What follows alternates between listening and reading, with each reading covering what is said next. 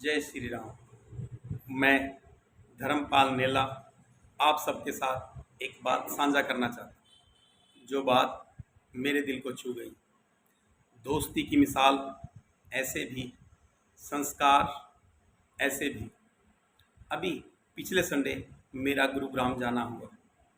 गुरुग्राम जा कर के मेरा मन किया कि मैं चाय पीऊँ। चाय पीने के उद्देश्य से मैं एक रेस्टोरेंट में चला गया। रेस्टोरेंट में पहुंचकर एक कैबिन में बैठकर मैंने चाय ऑर्डर की। थोड़ी ही देर में चाय आ गई।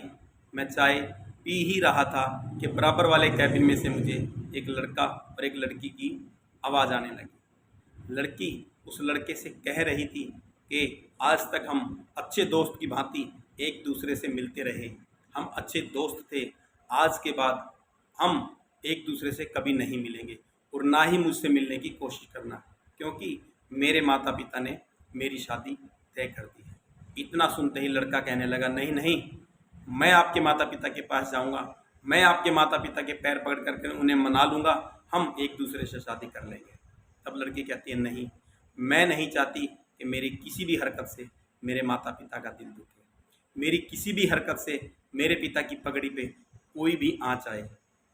इतना सुनते ही लड़का भावुक हो गया, कहने लगा, ठीक है, जब तुम इतनी जिद कर ही रही हो तो हम एक दूसरे से अब आज के बाद नहीं मिलेंगे, परंतु क्या दोस्ती के नाते मैं आपसे कुछ मांग सकता हूँ? तब लड़की कहती है, मेरे अलावा मुझसे जो मर्जी मांग लो। तब लड़का कहता है कि आप अपने भगवान से मेरे लिए एक प्रार्थना, एक अरदास ज़रूर करना कि जब भी मेरी शादी हो और मेरे घर में कोई बच्चा जन्म ले तो वो लड़की ही हो, वो बिटिया ही हो, और वो बिटिया भी आप जैसी हो, आप जैसी सोच रखने वाली हो, जिसे अपने माता पिता की इज्जत का इतना ख्याल हो। तब लड़की कहती है, ठीक है, मैं मेरे भगवान से आपके लिए ये प्रार्थना ज़रूर करूँगी। अब हमें काफ़ी समय हो गया, अब हमें चलना चाहिए।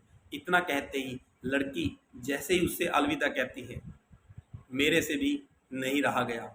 मैं भावुकतावश अपने कैबिन से उठकर उनके कैबिन में चला गया। उनके कैबिन में जाकर पहले मैंने उन दोनों बच्चों से क्षमा मांगी कि बेटे माफ़ करना, मैं बगैर इजाज़त आपके कैबिन में आ गया, आपकी बातें सुन करके मेरे से रहा नहीं गया। धन्य हो आप और आपको जन्म देने वाले माता पिता, जिन्होंने इतने अच्छे संस्कारों से आपको पाला है। जहां इस दौर में एक तरफ बच्चे अपने माँ बाप की इज्जत की परवाह किए बगैर गलत कदम उठा लेते हैं, उसी दौर में आप जैसे महान बेटा बेटी भी इस युग में हैं, जिन्हें अपने माता पिता की इज्जत का इतना ख्याल है। पुनः उस बिटिया के सर पे हाथ रखते हुए मैंने उस बिटिया को कहा, बेटी धन्य है तू, तेरे जैसी बेटी हर घर में हो। जिस घर में तेरे जैसी बेटी होगी, उस घर के माँ बाप को कभी भी सुसाइड नहीं करनी पड़ेगी, आत्मदाह जैसी कृत्य नहीं करने पड़ेंगे, कभी भी समाज में लज्जित नहीं होना पड़ेगा। धन्य है तू और तेरे को जन्म देने वाले माता पिता। इतना कहकर उन दोनों बच्चों को आशीर्वाद दे करके मैं अपने कैबिन में आ गया। उसके बाद मेरा मन किया कि मैं आप सबके साथ ये बात साझा करूं, ताकि इन दोनों बच्चों